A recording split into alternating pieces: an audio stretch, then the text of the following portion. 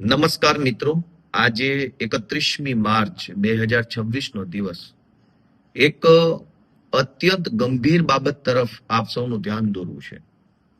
2-3 દિવસ પહેલા છાપામાં એવું છપાયું હતું કે પોલીસે જે ડ્રગ્સ પકડ્યું છે એ ડ્રગ્સ પકડ્યા પછી એનો મુદ્દામાલ જે છે એમાંથી 35% મુદ્દામાલ ગાયબ થઈ ગયો છે. એટલે કે અંદાજિત 25-30 હજાર કરોડ રૂપિયાનું ડ્રગ્સ એ ગાયબ થઈ ગયું પોલીસ સ્ટેશનમાંથી.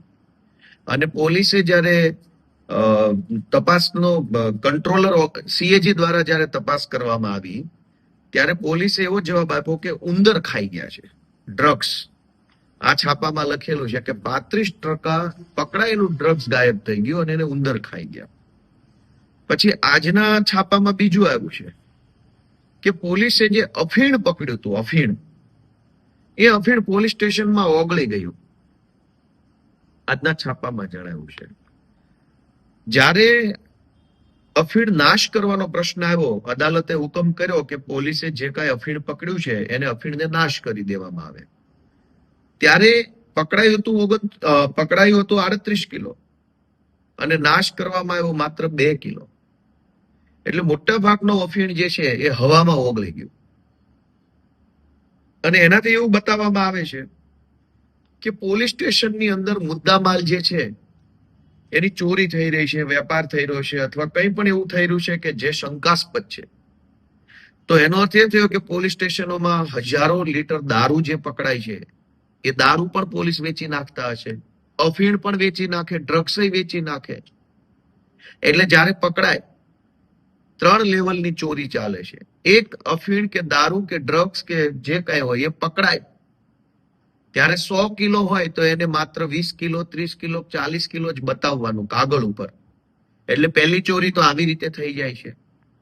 પછી માનો કે 50 કિલો જ કાગળ ઉપર બતાવ્યું 100 માંથી, તો એ 50 કિલો ડ્રગ્સનો જ્યારે નાશ કરવાનો આવે ત્યારે 50 માંથી 10 જ વધ્યું હોય છે. 40 કિલો ઉંદરો ખાઈ જાય છે અથવા પોલીસ વેચી નાખે છે. અને આ ત્રીજી ચોરી કે આ જ્યારે કેસ થતા હોય છે ત્યારે આરોપીઓને બચાવવા માટે, નવા નામ નહીં ખોલવા માટે, નહીં મારવા માટે, રિમાન્ડ નહીં માંગવા માટે પૈસા માંગવામાં આવે છે. એટલે આ દારૂ, ડ્રગ્સ, અફીણ, ગાંજો આવા પ્રકારના ગંભીર ગુનાઓમાં સતત ચોરી થઈ રહી છે. હવે પોલીસ સ્ટેશનેથી ડ્રગ્સ જો ઉંદર ખાઈ જાય તો માત્ર ડ્રગ્સ પૂરતું નથી, પોલીસ સ્ટેશને પડેલી ગાડીઓના ટાયર પણ ઉંદર ખાઈ જાય છે. સારી મોંઘી ગાડીઓના સીટના કવર પણ ઉંદર ખાઈ જાય છે. ઉંદર ખાઈ જાય છે એનો અર્થ એવો થયો કે વેચાઈ જાય છે ટૂંકમાં. પણ આપણે એવું ના જાહેરમાં બોલાય ઉંદર ખાઈ જાય છે, કેમ કે ગૃહમંત્રી બહુ કડક સ્વભાવના છે, અત્યંત સ્વભાવ એમનો કડક છે. અને આપણા ગૃહમંત્રી કોઈ ગુનેગારને ક્યારેય છોડવામાં માનતા નથી. એટલે આપણે એવું ન કહેવાય કે ચોરી થઈ જાય છે અને પોલીસ વેચી નાખે છે. આપણે એમ કેવું છે ઉંદર ખાઈ જાય છે, 2 પગવાળા કાઉન્સમાં, જેથી કરીને ગૃહમંત્રીનું થોડુંક માન સચવાય. અનેક વાહનો જે પોલીસ સ્ટેશને પડ્યા છે એના કાચ, એની સીટો, એના કવર, એના સ્ટેરિંગ વ્હીલ, એના ટ્યુબ, ટાયર, એન્જિનના મહત્વના પાર્ટ્સ પણ ઉંદર ખાઈ જાય છે. પોલીસ સ્ટેશનોમાં રહેલા અનેક મોબાઈલો પણ ઉંદર ખાઈ જાય છે. આપણે એમ ન કહેવાય કે વેચાઈ જાય છે, ચોરી થઈ જાય છે, ઉંદર ખાઈ જાય છે એમ બોલવાનું. ડ્રગ્સ ઉંદર ખાઈ જાય, દારૂ ઉંદર ખાઈ જાય, અફીણ હવામાં ઓગળી ગયું. કોર્ટે એવું કીધું કે તમે જેટલું અફીણ પકડ્યું છે એટલા અફીણનો નાશ કરો, તો 29 કિલો અફીણ હવામાં ઓગળી ગયું, ઓછું થઈ ગયું. હવે આ બધી ઘટનાઓ બને છે તેમ છતાંય સરકાર જે છે એ તમાશો જોઈ રહી છે. હવે પોલીસ પોતે મુદ્દામાલનું ડ્રગ્સ વેચી નાખે, મુદ્દામાલનો અફીણ વેચે, મુદ્દામાલનો દારૂ વેચી નાખે, એનાથી ગંભીર ઘટના ગુજરાતમાં હોય શું?